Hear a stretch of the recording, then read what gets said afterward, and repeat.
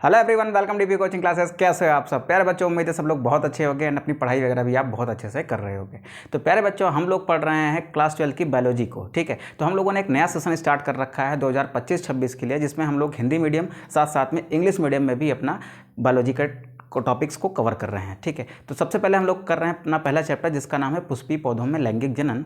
English medium के बच्चों का भी बैच साथ साथ में चल रहा है और आप लोग के हिंदी मीडियम के बच्चों का भी बैच साथ साथ में चल रहा है। आपको अगर ठीक लगता है तो सेम टॉपिक को आप इंग्लिश मीडियम में भी देख सकते हैं, सेम टॉपिक को आप हिंदी मीडियम में भी देख सकते हैं। आप अपने कन्वीनियंस के अकॉर्डिंग आप इसको देख सकते हैं। तो चलिए, इसी उम्मीद के साथ कि सब कुछ बहुत अच्छा लग रहा होगा आपको। अगर आपको अच्छा भी लग रहा है तो प्लीज़ वीडियो को लाइक करिएगा और अपने दोस्तों के साथ शेयर करिएगा, और चैनल पर नए हैं तो प्लीज़ सब्सक्राइब भी करिएगा। तो चलिए, इसी उम्मीद के साथ कि आप ऐसे ही सपोर्ट करते रहेंगे हमको, हम स्टार्ट कर रहे हैं अपना बेटा आज का क्लास। तो आज की क्लास में हम लोग क्या पढ़ने वाले हैं, आइए देखते हैं। तो सबसे पहले हम लोग हेडिंग लगाते हैं पुष्पीय पौधों में लैंगिक जनन। सबसे पहले बेटा हम ये देखने की कोशिश करते हैं कि इस चैप्टर में एक्चुअली हमें पढ़ना क्या क्या है। तो पहले बेटा एक रफली आइडिया हमारे पास होना चाहिए ना कि इस चैप्टर में हमें क्या क्या पढ़ना है, कौन कौन से टॉपिक्स ऐसे हैं जो हमें कवर करने हैं। ठीक है, तो चलिए स्टार्ट करते हैं। सबसे पहले चैप्टर का नाम लिखते हैं पुष्पीय पौधों में लैंगिक जनन। पुष्पीय पौधों में लैंगिक जनन। ठीक है, अब इस पुष्पीय पौधों में लैंगिक जनन, इस चैप्टर में जो टॉपिक्स हमें पढ़ने हैं वो कौन कौन से हैं। ठीक है, इस टॉपिक्स को बताने से पहले हम थोड़ा सा आपको रिकैप कराना चाहेंगे लास्ट क्लास में जब हमने स्पोरोफाइट और गेमेटोफाइट का कॉन्सेप्ट देखा था, तो वहाँ पर हमने एंजियोस्पर्म प्लांट की लाइफ साइकिल देखी थी। उस लाइफ साइकिल में यहाँ पर कहीं पर लिखा था हमने निषेचन को। निषेचन के पहले कुछ घटनाएं होती हैं और निषेचन के बाद कुछ घटनाएं होती हैं।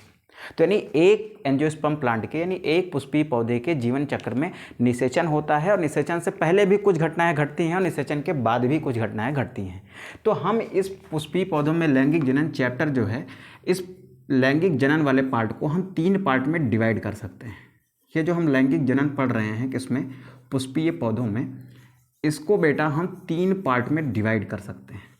ठीक है, कितने पार्ट्स में? 3 अलग अलग पार्ट्स में डिवाइड कर सकते हैं। अब पहला पार्ट को क्या कहेंगे? देखो, बीच वाला जो पार्ट था वो था निषेचन। लैंगिक जनन है तो कहीं ना कहीं पर निषेचन होगा। ठीक है, निषेचन के पहले भी कुछ घटनाएं घटेंगी, निषेचन के बाद भी कुछ घटनाएं घटेंगी। तो निषेचन के जो पहले घटनाएं घटेंगी उनको कहेंगे पूर्व निषेचन, या फिर निषेचन पूर्व घटनाएं, ऐसे लिखो, निषेचन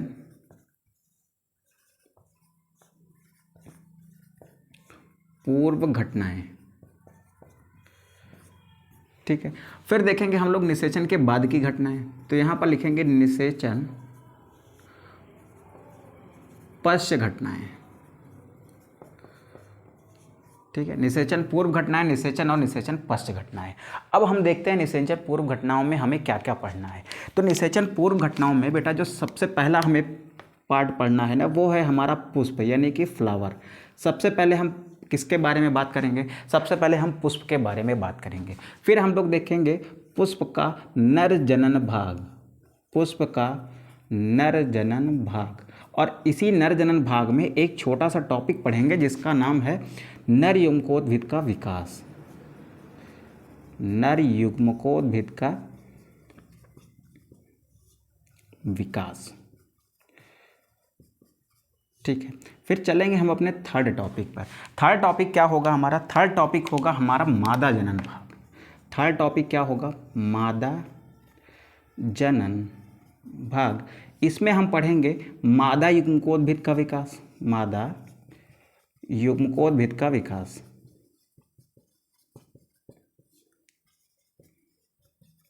ठीक है, इसके बाद फिर क्या पढ़ेंगे? इसके बाद फिर हम लोग देखेंगे परागण को। चौथा टॉपिक जो होगा ना, वो होगा पॉलिनेशन, यानी हमारा परागण।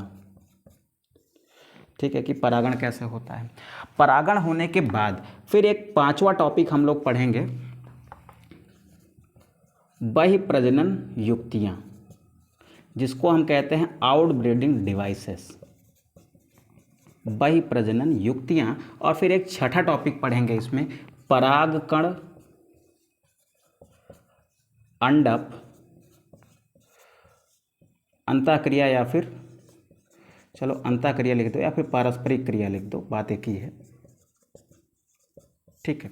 तो ये 5-6 टॉपिक हम कवर करेंगे कहाँ पर, निषेचन पूर्व घटनाओं वाले हिस्से में। फिर हम लोग चलेंगे निषेचन में। निषेचन में हमारा जो पहला टॉपिक होगा ना, वो क्या होगा, वो होगा हमारा सिनगैमी। ठीक है, क्या होगा हमारा सिनगैमी। ठीक है, जिसमें हम क्या पढ़ेंगे बेटा, युग्मकों का संलयन पढ़ेंगे। ठीक है, फिर उसके बाद निषेचन में जो पहला टॉपिक होगा सिनगमी, उसके बाद फिर हम पढ़ेंगे त्रिक संलयन। ठीक है, सिनगैमी मतलब क्या होगा, युग्मक संलयन। सिनगैमी मतलब युग्मक संलयन करेंगे, फिर हम लोग करेंगे त्रिक संलयन। ठीक है, निषेचन पश्च घटनाओं में हम क्या देखेंगे, देखो बेटा, निषेचन पश्च घटनाओं में जो सबसे पहला चीज़ हम पढ़ेंगे ना, वो पढ़ेंगे बेटा भ्रूणपोष का विकास। भ्रूणपोष और उसका विकास, भ्रूणपोष क्या होता है और उसका विकास कैसे होता है, ये बातें हम लोग करेंगे कहाँ पर, निषेचन पश्च घटनाओं के पहले टॉपिक में। फिर दूसरे वाले में हम क्या करेंगे, दूसरे वाले में हम लोग पढ़ेंगे भ्रूणीय विकास। ठीक है, इसमें हम लोग देखेंगे एक बीजपत्री का भ्रूणीय विकास और द्विबीजपत्री का भ्रूणीय विकास। ठीक है, फिर इसके बाद हम लोग पढ़ेंगे किसके बारे में, इसके बाद हम लोग पढ़ेंगे फल के बारे में, यानी फ्रूट के बारे में। फिर हम लोग पढ़ेंगे चौथा टॉपिक हमारा जो रहेगा, इसमें हम लोग पढ़ेंगे अपने बीज के बारे में, यानी सीड्स के बारे में। हम लोग पढ़ेंगे फ्रूट्स के बारे में, हम लोग पढ़ेंगे यहाँ पर सीड्स के बारे में। ठीक, फिर एक टॉपिक आता है हमारा एपोमिक्सिस।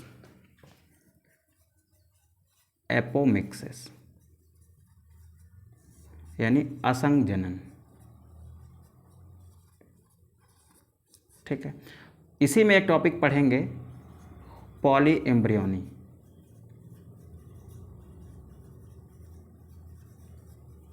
यानी हम लोग पढ़ेंगे बहुभ्रूणता को। ठीक है, तो हमारा चैप्टर जो है कुछ इस प्रकार से चलने वाला है। ठीक है, तो सबसे पहले हम बात करते हैं किसकी, हम बात करते हैं पुष्प की, यानी हम बात करेंगे फ्लावर की। ठीक है, इस तरीके से हमारे इतने सारे टॉपिक्स हैं जो हमें इस चैप्टर में कवर अप करने हैं। ठीक है, सबसे पहले बात करते हैं बेटा किसकी, फ्लावर की। तो यहाँ पर क्या लिखेंगे बेटा, सबसे पहले लिखेंगे फ्लावर यानी पुष्प। सबसे पहले ये समझने की कोशिश करते हैं कि पुष्प क्या होता है। ठीक है, पुष्प क्या होता है बेटा, ये समझने से पहले हम बनाते हैं बेटा एक छोटा सा एंजियोस्पर्म प्लांट। ठीक है, यहाँ पर क्या बनाया हमने, एक एंजियोस्पर्म प्लांट।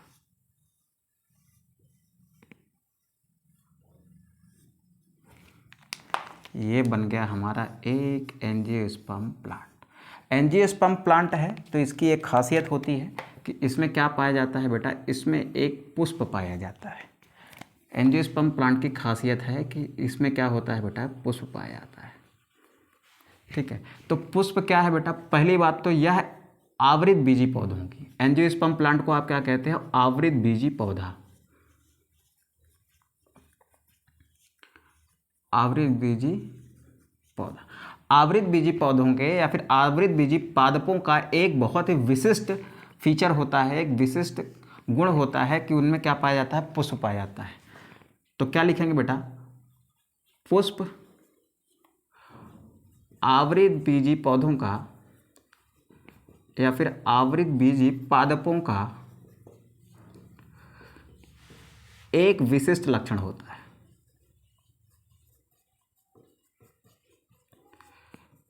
एक विशिष्ट लक्षण होता है। ठीक है, चलो सवाल ये है कि ये जो आपका पुष्प दिख रहा है, ये पुष्प है क्या, पुष्प कहते किसे हैं। ठीक है, तो देखो आवृत बीजी पौधों में पाई जाने वाली ऐसी रंगीन संरचना, रंगीन भी हो सकती है, रंगहीन भी हो सकती है, इन्हें सफ़ेद भी हो सकता है। ठीक है, तो पुष्पीय पौधों में पाई जाने वाली ऐसी संरचना या फिर ऐसी रंगीन संरचना जो आवृत बीजी पौधों में लैंगिक जनन के लिए सहायक होती है, उसे हम क्या कहते हैं, उसे हम पुष्प कहते हैं। ठीक है, तो क्या लिखेंगे बेटा, क्या लिखेंगे कि पुष्प क्या है, इस बात का जवाब कैसे लिखेंगे कि आवृतबीजी पादपों में, आवृतबीजी पौधों में या पादपों में पाई जाने वाली वह रंगीन संरचना जो आवृतबीजी पौधों में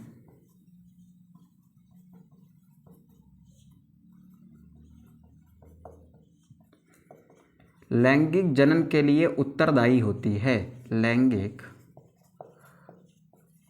जनन के लिए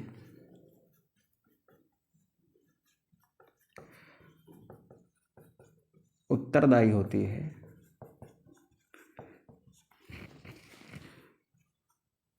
उसे ही हम क्या कहते हैं, उसे ही पुष्प कहा जाता है। उसे हम क्या कहते हैं, पुष्प कहते हैं। अच्छा, पुष्प की क्या करते हैं बेटा, आप देखो पुष्प बहुत ही इंपॉर्टेंट पार्ट है, लैंगिक जनन में तो हेल्प करता ही करता है। बहुत सारे लोग फूल वगैरह बेचकर बेटा अपनी अर्निंग भी करते हैं, अपना पैसा भी कमाते हैं, ठीक है। तो व्यावसायिक रूप से भी पुष्प क्या है, इंपॉर्टेंस रखता है। जैसे अभी मार्केट में एक गुलाब का फूल लेने जाओ, बढ़िया एक बुके में देखो बहुत सारे फूल लगे होते हैं ना, देखा होगा आपने, बड़े बड़े सेलिब्रिटीज़ को एक किसी फंक्शन में जाते हैं वो, तो लोग उनको जाके बुके देते हैं, फूलों का गुलदस्ता देते हैं। तो वो सारे फूल कैसे होते हैं, महंगे ही होते हैं ना बेटा, ठीक है। तो फूलों को बेटा बेच कर लोग पैसे भी कमाते हैं, यानी अर्निंग भी करते हैं। यानी फूलों की खेती अगर हम कर रहे हैं, जैसे गुलाब की खेती बहुत सारे लोग करते हैं, क्या करने के लिए कि गुलाब को हम बेचेंगे, उससे हमें क्या मिलेगा, कुछ पैसा मिलेगा। तो गुलाब की ऐसी खेती कहलाती है बेटा व्यावसायिक कृषि, यानी ऐसी कृषि जिसको हम आय अर्जन यानी पैसा कमाने के उद्देश्य से कर रहे हैं, उसको हम कहते हैं व्यावसायिक कृषि। तो अगर फूलों की खेती को व्यावसायिक उद्देश्य से किया जा रहा है, यानी फूलों की व्यावसायिक कृषि की जा रही है, तो इसे हम कहते हैं बेटा फ्लोरिकल्चर। क्या कहेंगे, फ्लोरिकल्चर। फ्लोरिकल्चर क्या है, फूलों की व्यावसायिक कृषि को ही हम क्या कहते हैं, फ्लोरिकल्चर कहते हैं, ठीक है। तो पुष्पों की व्यावसायिक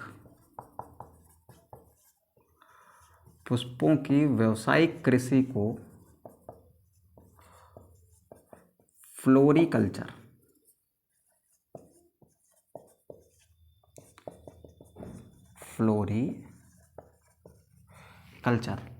कहा जाता है। पुष्पों की व्यावसायिक कृषि को क्या कहा जाता है बेटा, फ्लोरिकल्चर कहा जाता है, ये आप याद रखेंगे, ठीक है। अब चलते हैं कि एक आवृतबीजी पौधे में एक पुष्प का विकास कैसे होता है, ठीक है। तो यहां पर लिखते हैं बेटा डेवलपमेंट ऑफ फ्लावर, यानी पुष्प का विकास, पुष्प का विकास। देखो अब इंग्लिश में लिखना है तो लिख लो इसको, डेवलपमेंट ऑफ फ्लावर,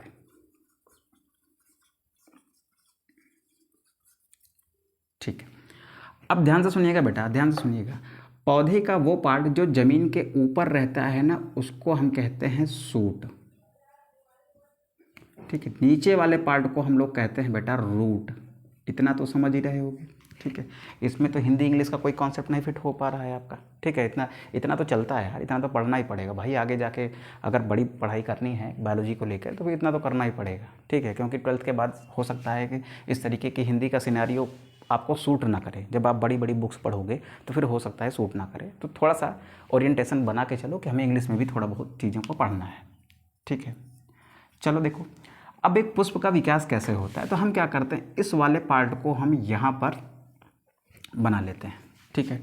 इस वाले पार्ट को हम यहाँ बना लेते हैं,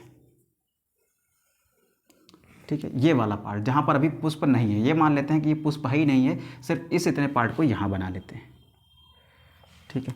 अब यहाँ पर क्या होता है बेटा, यहाँ पर कोशिकाओं का कुछ समूह होता है।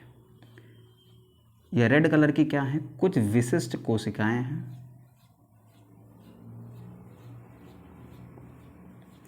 ठीक है।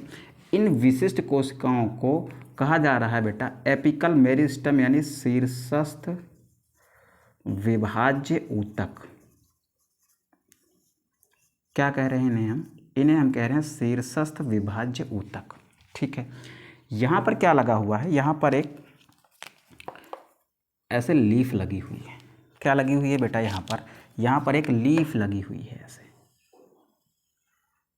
क्या है यहाँ पर एक पत्ती है ऐसे, ठीक है। इस पत्ती के अंदर बेटा यहाँ पर एक हार्मोन बन रहा है। क्या बन रहा है, एक हार्मोन बन रहा है। अच्छा, ये हार्मोन कैसे बनता है बेटा, इस हार्मोन को बनाने के लिए कुछ इसमें इन्वायरमेंटल चेंजेस वगैरह आ जाते हैं, आसपास कुछ इन्वायरमेंटल चेंजेस आएंगे, कुछ लाइट का प्रभाव होगा, तो यहाँ पर क्या बना, एक हार्मोन बना जिसको हमने कहा फ्लोरिजन। क्या है ये, फ्लोरिजन हार्मोन है। फ्लोरिजन हार्मोन क्या करेगा, फ्लोरिजन हार्मोन यहाँ से निकलकर कहाँ जाएगा, इस शीर्षस्थ विभाजयूतक वाले पार्ट में जाएगा, जिसके कारण यहाँ पर क्या होगा, कुछ चेंज आएगा। इस शीर्षस्थ विभाजयूतक में क्या आएगा, कुछ चेंज आएगा, ठीक है। अब क्या चेंज आएगा बेटा, देखते हैं इधर, देखो अब सिनारियो कुछ ऐसा बन जाएगा।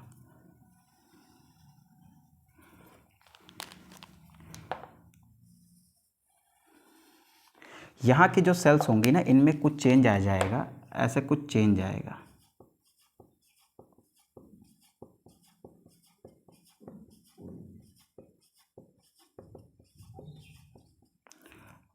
जब चेंज आएगा ना, तब इनको हम क्या कहेंगे, अब इनको नाम दे रहे हैं, इनमें आ गया कुछ परिवर्तन, इनकी सेल्स में इस हार्मोन के कारण कुछ परिवर्तन आ गया। अब इसको हम क्या कह दे रहे हैं, अब इसको हम कुछ अलग नाम दे देंगे। अलग नाम क्या देंगे बेटा, लिखते हैं, एक मिनट, अपनी ये पत्ती जरा बना लेते हैं भाई साहब, ठीक है। यहाँ पर क्या आया है, यहाँ पर फ्लोरिजन हार्मोन आया है। अब यहाँ पर जो ये बना हुआ है, ये जो सेल्स का एक नया रूप सामने आया है, शीर्षस्थ विभाज्य ऊतक इस फ्लोरिजन हार्मोन के कारण चेंज हो जाता है बेटा पुष्पीय विभाज्य ऊतक में। किस में बदल जा रहा है, पुष्पीय विभाज्य ऊतक में, ठीक है। अब क्या होगा बेटा, अब क्या होगा आगे देखते हैं। अब क्या होगा, धीरे धीरे यहाँ पर और चेंज आएगा, इस वाले पार्ट में और चेंज आएगा, और यहाँ पर क्या होंगी, यहाँ पर कुछ छोटी छोटी संरचनाएं दिखेंगी ऐसे, ठीक है। यहाँ पर क्या दिख रही हैं, ऐसे कली के जैसे कुछ संरचनाएं दिख रही हैं, ठीक है। यहाँ से पहले किसका विकास होना था, यहाँ से पहले पत्ती वगैरह का विकास होना था, लेकिन अब इस हार्मोन के कारण यहाँ पर किसका विकास होगा, यहाँ पर विकास होगा बेटा किसका, यहाँ पर विकास होगा एक फूल का। वो कैसे हो रहा है, यहाँ पर देखो, अब पुष्पीय विभाज्य ऊतक कुछ समय बाद किस में चेंज हो जाएगा बेटा, वो चेंज हो जाएगा पुष्पकली में, जिसको हम फ्लोरल बड कहते हैं। क्या करें इसको, फ्लोरल बड में, ठीक है। अब क्या होगा, अब यहाँ पर फिर से कुछ चेंज आएगा, विद द टाइम कुछ चेंज आता जाएगा। अच्छा, लीफ यहाँ भी बना लेते हैं, नहीं तो आपको बुरा लग जाएगा कि सब में बनाए हैं सर, यहाँ नहीं बनाए हैं। चलो, यहाँ पर आएगा कुछ चेंज। अब यहाँ पर इस फ्लोरल बड में कुछ चेंज आएगा, ठीक है। अब फ्लोरल बड में कुछ चेंज आएगा, तब क्या बनेगा बेटा, ये तब क्या बनेगा, आइए देखते हैं। ये आपका स्टेम वाला हिस्सा है। यहाँ पर क्या था अभी तक, यहाँ पर फ्लोरल बड था, क्या था, फ्लोरल बड था। अब फ्लोरल बड से क्या बन रहा है, फ्लोरल बड से बेटा एक फ्लावर बन रहा है,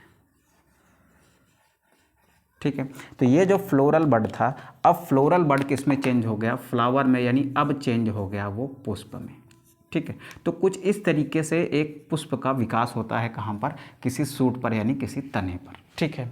तो यहाँ पर बात समझ आई बेटा, ये तने का जो तने वाला पार्ट जो था, उसमें से आपने देखा ना कि किस तरीके से एक पुष्प का विकास हुआ। तो यहाँ पर आपने किसका डेवलपमेंट कराया, एक फ्लावर का डेवलपमेंट कराया, ठीक है। शीर्षस्थ विभाज्य ऊतक में चेंज आया, फ्लोरिजन हार्मोन के कारण पुष्पीय विभाज्य ऊतक बना, फिर उसमें चेंज आया, पुष्पकली बनी, फिर उस कली से किसका विकास हुआ, पुष्प का विकास हुआ। और ये क्या है, एक पुष्प है। अब ये पुष्प जो है ना, इसके अंदर क्या होंगे बेटा, इसके अंदर होते हैं जनन अंग।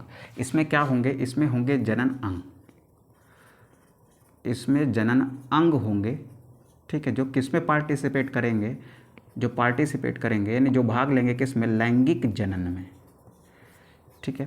तो ये बात हो गई हमारे किसकी बेटा, ये बात हो गई हमारे पुष्प के विकास की, ठीक है। अब हम लोग आगे चलेंगे और अब देखेंगे हम लोग पुष्प की संरचना, पुष्प की संरचना। तो आप इसका फटाक से स्क्रीनशॉट करेंगे, देन फिर हम लोग आगे बढ़ेंगे और देखेंगे पुष्प की संरचना को। फटाक से स्क्रीनशॉट करिए बेटा इसका। तो चलो बेटा इसको रफ करते हैं, फिर देखते हैं हम लोग पुष्प की संरचना को।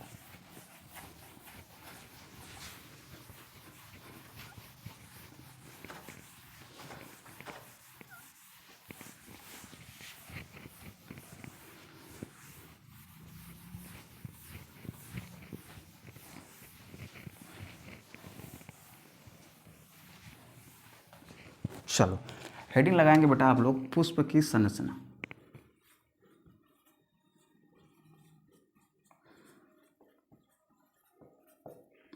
पुष्प की संरचना इम्पॉर्टेंट टॉपिक है, बोर्ड एग्जाम्स वगैरह में पूछा भी जाता है, ठीक है, कि एक पुष्प की सामान्य संरचना कैसे होती है, तो आपको एक डायग्राम के थ्रू एक्सप्लेन करना पड़ता है।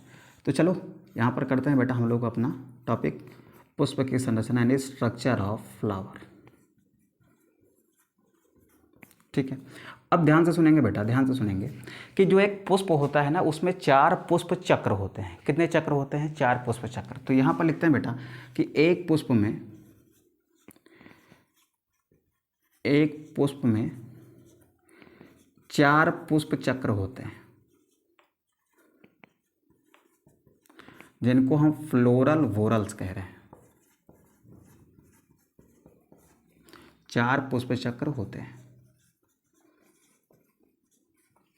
ठीक है। 4 पुष्प चक्र में देखो, 4 पुष्प चक्र में कुछ ऐसे होते हैं ना जो बाहर की तरफ होते हैं, कुछ ऐसे होते हैं बेटा जो अंदर की तरफ होते हैं। तो जो बाहर की तरफ 2 पुष्प चक्र है ना, उनको हम लोग क्या कहते हैं? उनको हम लोग कहते हैं वर्धी पुष्प चक्र, ठीक है। और अंदर के 2 जो पुष्प चक्र होते हैं उनको हम क्या कहेंगे? उनको हम कहेंगे जनन पुष्प चक्र, ठीक है। मेरी बात समझो, आपके पास क्या है? 4 पुष्प चक्र हैं, ठीक है। 4 में से कुछ ऐसे होंगे बेटा जो बाहर की तरफ होंगे। तो जो बाहर वाले 2 हैं ना, उनको हम क्या कह रहे हैं? वर्धी कह रहे हैं, और या फिर सहायक कह रहे हैं। और जो अंदर की तरफ है ना, उनको हम क्या कह रहे हैं? जनन पुष्प चक्र कह रहे हैं। तो क्या लिखेंगे बेटा? इन 4 पुष्प चक्रों में, इन 4 पुष्प चक्रों में बाहर की ओर स्थित 2 चक्र, बाहर की ओर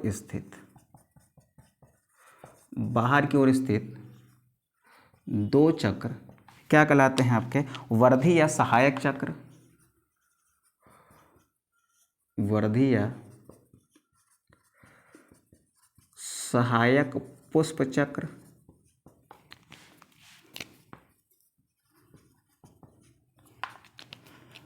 पुष्प चक्र कहलाते हैं, ठीक है। 4 पुष्प चक्रों में अंदर की ओर जो स्थित होंगे ना, उनको हम क्या कहेंगे बेटा? जनन चक्र। तो यहां पर एक बात और लिखते हैं, तथा अंदर की ओर स्थित 2 पुष्प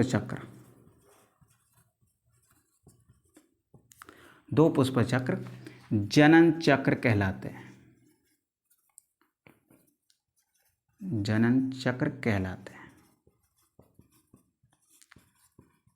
ठीक है। तो यहां पर देखो बेटा, यहां पर मेरे पास क्या है? मेरे पास पुष्प है। पुष्प में क्या है? पुष्प में 4 पुष्प चक्र हैं। पुष्प में कितने पुष्प चक्र हैं? 4, जिनमें से क्या है बेटा? 2 बाहर की ओर है, 2 बाहर की ओर हैं, और 2 कहां पर है? 2 अंदर की ओर है। तो जो 2 बाहर की ओर है ना, उनको हम क्या कह रहे हैं? उनको हम कह रहे हैं वर्धी पुष्प चक्र। और जो अंदर की ओर है ना, उनको हम कह रहे हैं बेटा जनन पुष्प चक्र, ठीक है। अब जनन पुष्प चक्र के कितने पार्ट हैं? जनन पुष्प चक्र के भी 2 पार्ट हैं। देखो 2 है ना, तो इसमें क्या क्या लिखेंगे? इसमें क्या क्या है? इसमें है आपका पुमंग, और इसमें है आपका जायांग। बाहर की ओर जो 2 है ना, इसमें भी कितने हैं बेटा? 2 पार्ट हैं। एक को कह रहे हैं हम बाह्य दलपुंज,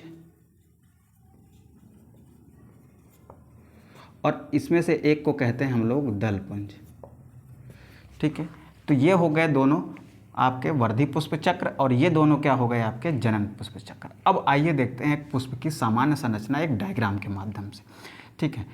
तो ये हमारा एक आवृत बीजी पौधा है। ये क्या है बेटा? हमारा एक आवृत बीजी पौधा है, ठीक है। अब देखो यहाँ पर क्या लगा होगा ऐसे, यहाँ पर क्या लगा होता है ऐसे, यहाँ पर इस डाल से क्या लगा हुआ है? ऐसे हमारा एक पुष्प लगा हुआ है, ठीक है, तो हम क्या करते हैं, इस इतने पार्ट को यहाँ पर बनाने की कोशिश करते हैं। ठीक है, यहाँ पर बनाने की कोशिश करते हैं कि क्या क्या चीज़ें इसमें हैं।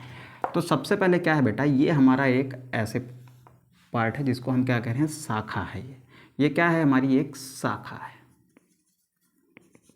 ठीक है, इस शाखा पर ऐसे एक डंठल निकला हुआ है। ठीक है, यहाँ पर क्या निकला है, डंठल निकला है। इस डंठल को क्या कहते हैं, इस डंठल को हम पुष्पवृंत कहते हैं। क्या कह रहे हैं इसको, पुष्पवृंत कह रहे हैं। ठीक है, अब इस पुष्पवृंत के ऊपर यहाँ पर कुछ ऐसे फूला हुआ पार्ट होता है, कुछ प्लेट जैसा। ये जो प्लेट जैसा पार्ट है ना, ये है पुष्प आसन, यानी पुष्पासन।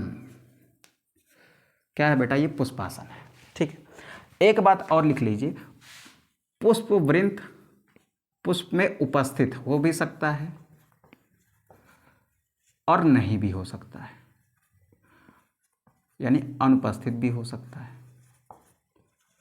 अगर पुष्प के अंदर पुष्पवृंत उपस्थित है तब उसको हम कहते हैं समवृंत। ठीक है, अनुपस्थित है तो उसको कहते हैं बेटा अवृंत।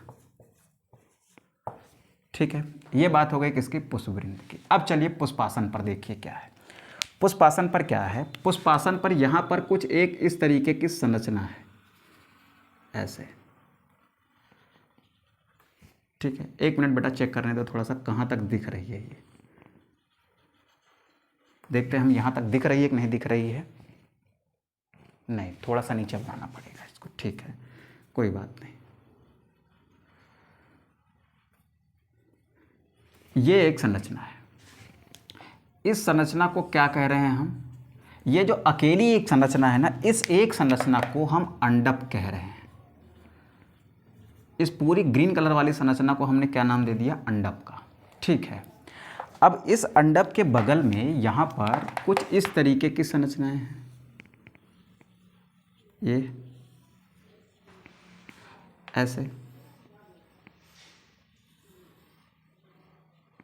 ठीक है, थोड़ा छोटा बन रहा है पुष्प, कोई बात नहीं। हमको तो क्या करना है, हमको तो अच्छे से समझना है, बहुत सारी चीज़ें लिखनी है एक स्लाइड में, इस वजह से इसको हम ऐसा बना रहे हैं। ठीक है, इस एक संरचना को, ग्रीन वाली को अगर अंडप कहा गया तो इस एक ब्लू वाली संरचना को क्या कहा जाता है, इस एक ब्लू वाली संरचना को पुंकेसर कहा जाता है। ठीक है, इस अंडप को आप स्त्री केसर भी कह सकते हो। ठीक है, चलो ये बात हो गई। अब यहाँ पर देखेंगे बेटा नीचे की तरफ, ये पुष्पासन के पास में कुछ इस तरीके से ग्रीन वाला पार्ट दिखाई देता है। अगर कभी आपने गुड़हल का फूल देखा हो तो उसमें रेड कलर वाले पार्ट के नीचे की तरफ क्या होता है, ग्रीन कलर का पार्ट होता है। गुलाब का फूल अगर देखा हो किसी ने क्या, सबने देखा होगा।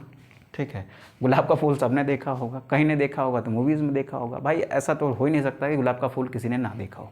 उसमें देखो नीचे की तरफ जहाँ डंठल होता है, डंठल के ऊपर देखो एक ग्रीन कलर की छोटी छोटी पत्ती टाइप की, इस टाइप की ऐसे संरचना होती है, ऐसे ऐसे लगी होती है। भाई हमसे बन तो नहीं रहा है, कुछ इस टाइप की ऐसे होती है। ठीक है, इस टाइप की, तो ये ग्रीन कलर की संरचना होती है। इनके ऊपर क्या होते हैं, गुलाबी कलर की पंखुड़ियाँ होती हैं। तो वो जो ग्रीन कलर की संरचना है ना बेटा, उसको कहते हैं हम लोग, उसको हम कह रहे हैं बाह्य दल। क्या है ये है हमारा बाह्य दल। ठीक है, इस एक पार्ट को हमने क्या नाम दिया, ग्रीन कलर वाले को बाह्य दल कहा है। ठीक है, अब इसमें क्या होता है बेटा, इसमें कुछ ऐसे कलरफुल पंखुड़ियाँ भी होती हैं, रंगीन सी, ऐसे कलरफुल रंगीन पंखुड़ियाँ होती हैं कि नहीं होती हैं। तो इस एक रंगीन पंखुड़ी को हमने कहा दलपुंज, दल कहा, दलपुंज नहीं कहा बेटा, इसको क्या कहा हमने, दल कहा। उसको हमने बाह्य दल कहा है, इसको हमने क्या कहा, दल कहा है। ठीक है, अब सवाल यह है कि एक पुष्प के अंदर, तो सर चलिए इतनी सारी बातें हो गई। अच्छा, इस पुष्प के अंदर बेटा यहाँ पर इस बीचों बीच एरिया में देखो, ये ग्रीन कलर वाले पार्ट का, ये जो फूला हुआ पार्ट है, ये जो ग्रीन कलर वाले पार्ट का ये जो फूला हुआ पार्ट है ना, इस पार्ट को हम कहते हैं बेटा अंडाशय। क्या कहते हैं इसको हम कहते हैं अंडाशय। ग्रीन कलर वाले पार्ट का ये जो आपका फूला हुआ पार्ट दिख रहा है, ये वाला नीचे वाला, ये अंडाशय है, जो आगे जाके किसका विकास करेगा, आगे जाके वो फल का विकास करेगा। और फल के अंदर बीज होता है, तो अंडाशय के अंदर भी ऐसा कुछ चीज़ होगा ना जो जाके बीज का निर्माण करेगा। ठीक है, अंडाशय से अगर फल का निर्माण हो रहा है तो फल में तो बीज भी होता है ना, तो ऐसा कुछ जरूर होगा इस अंडाशय के अंदर जो बीज का निर्माण करता होगा। तो हाँ बेटा होता है। इसके अंदर एक ऐसी संरचना दिख रही है आपको ब्लैक कलर की, देखो दिख रही ना, इसको हम कहते हैं बेटा बीजांड। इस संरचना को हम क्या कहते हैं? इस संरचना को बीजांड कहते हैं। चलो यहाँ लिख देते हैं। ये जो संरचना है ना, ये क्या है बेटा? ये हमारा बीजांड है, जो आगे जाके किसका विकास करेगा? बीज का विकास करता है। ठीक है, ये बात हो गई हमारी किसकी? पुष्प की। अब सर ये बताइए कि पुष्प में आपने 4 तरीके के चक्र लिख रखे हैं, बाह्य दलपुंज, दलपुंज, पुमंग और जायांग। ये तो कहीं पर पुष्प में दिख नहीं रहा है, तो बेटा अभी दिखेगा। ध्यान से सुन मेरी बात को। आप ये बताओ कि क्या किसी पुष्प के अंदर क्या केवल एक ही बाह्य दल होता है? ये एक संरचना को मैंने क्या कहा है? बाह्य दल कहा है। तो ऐसे ही इसके अंदर क्या होंगे बेटा? बहुत सारे बाह्य दल होंगे। होंगे कि नहीं होंगे? इसके अंदर क्या होंगे? बहुत सारे बाह्य दल होंगे। ठीक है, तो ध्यान से सुनेंगे बेटा, ध्यान सुनेंगे। बहुत सारे बाह्य दल होंगे तो इसका मतलब क्या है? बाह्य दल का समूह है कि नहीं है? बाह्य दल का क्या है बेटा? समूह है। बाह्य दल का क्या है? समूह है। अब बाह्य दल के समूह को क्या कहा जाता है? बाह्य दल के समूह को कहा जाता है बाह्य दलपुंज। ठीक है, इसको क्या कहा जाता है बेटा? इसको कहा जाता है बाह्य दलपुंज। ठीक है, अब बाह्य दलपुंज में भी क्या खास बात है बेटा? ध्यान से सुनो। बाह्य दलपुंज की इकाई क्या है? बाह्य दलपुंज किससे बना हुआ है? बाह्य दल से। तो बाह्य दलपुंज की इकाई जो होती है ना, उसको हम क्या कहते हैं? उसको हम कहते हैं बाह्य दल है। ठीक है, तो अब आपका मिला ये पहला वाला। ठीक है, अब चलते हैं बेटा कहाँ पर? दल पर। तो बेटा एक पंखुड़ी को अगर मैं दल कह रहा हूँ, तो ऐसे तो बहुत सारी पंखुड़ियाँ होती हैं, इसमें बहुत सारी पंखुड़ियाँ होती हैं, तो पंखुड़ियों का समूह भी कुछ कहलाएगा ना, तो दल का समूह भी तो कुछ कहलाएगा। तो यहाँ पर क्या है मेरे पास? दल का समूह है। ठीक है, दल के समूह को क्या कहेंगे बेटा? दल के समूह को कहते हैं हम लोग दलपुंज। ठीक है, ध्यान से सुनेंगे बेटा। दल के समूह को क्या कहेंगे? दलपुंज। और जैसे बाह्य दल की इकाई जो होता है वो बाह्य दल होता है, सेम वैसे दल की इकाई क्या होगा? इसकी इकाई को हम लोग कहेंगे दल। ठीक है, दल को इंग्लिश में कहते हैं बेटा पेटल, बाह्य दल को इंग्लिश में कहते हैं बेटा हम लोग सेपल। अब आप सोचो कि, ध्यान से सुनो बेटा, कि ये क्या है बेटा? ये क्या है? ये समूह है। समूह में बहुत सारे अगर बाह्य दल हैं तो वो बाह्य दल आपस में जुड़े हुए भी हो सकते हैं। अगर समूह में है तो वो हो सकता है आपस में सब जुड़े हों एक साथ, या फिर ऐसा भी हो सकता है कि एक दूसरे से क्या हों? वो अलग हों।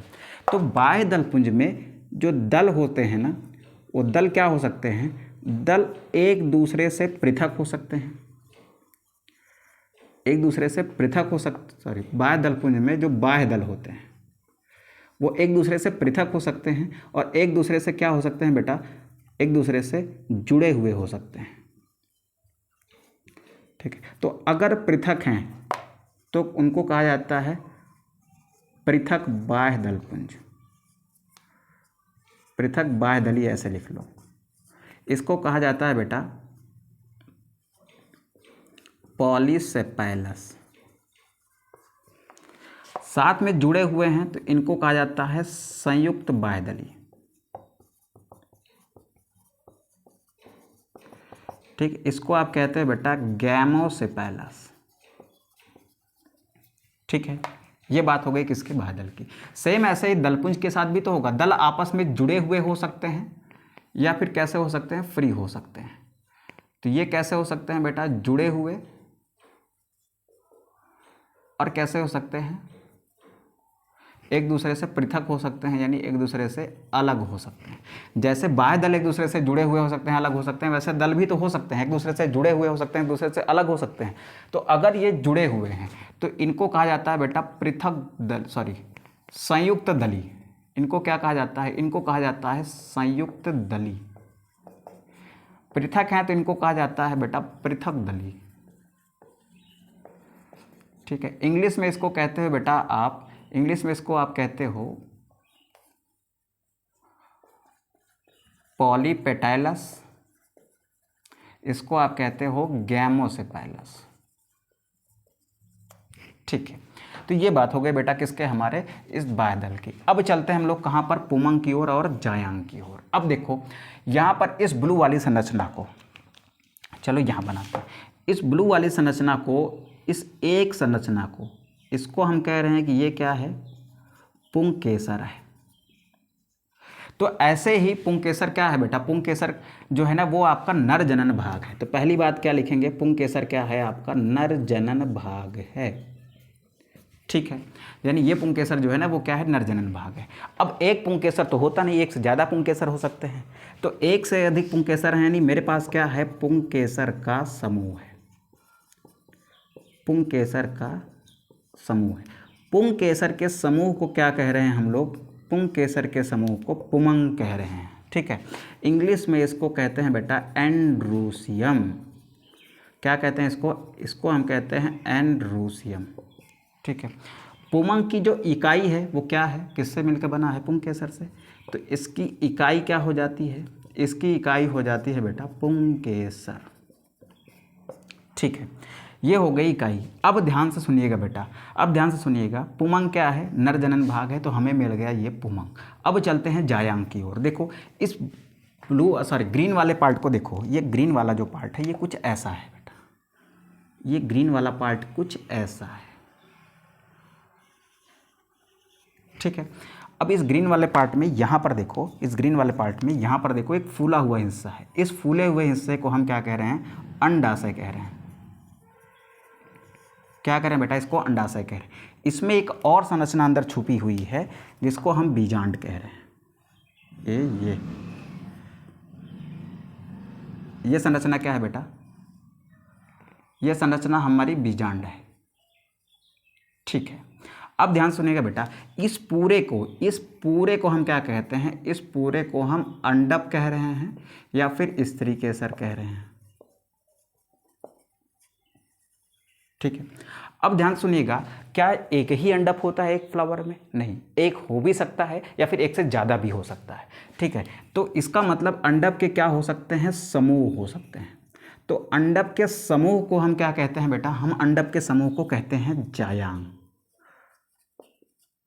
ठीक है, इसको हम क्या कह रहे हैं बेटा, जायांग कह रहे हैं। तो यानी जायांग की जो इकाई है वो क्या है, जायांग की इकाई क्या है, जायांग की इकाई जो है वो हमारा अंडप है या फिर स्त्री केसर है। ठीक है, अब ध्यान से सुनिएगा, अंडप है बेटा तो समूह में है तो जुड़ा हुआ भी हो सकता है, संयुक्त भी हो सकता है और पृथक भी हो सकता है, यानी अलग हो सकता है। संयुक्त है तो इसको हम कहेंगे संयुक्त अंडपी। ठीक है, जुड़ा हुआ है तो संयुक्त अंडपी। एक दूसरे से अलग है बेटा तो इसको हम कहेंगे पृथक अंडपी। ठीक है, इसको आप कहते हो बेटा सिनकार्पस, इसको आप कहते हो बेटा एपोकार्पस। अगर बेटा एक ही अंडप है, अगर उसमें केवल एक अंडप है, केवल एक ही अंडप है, पूरे पुष्प में केवल एक ही अंडप है, तो उसको हम क्या कहेंगे, पुष्प क्या कहलाएगा, पुष्प कहलाएगा एक अंडपी।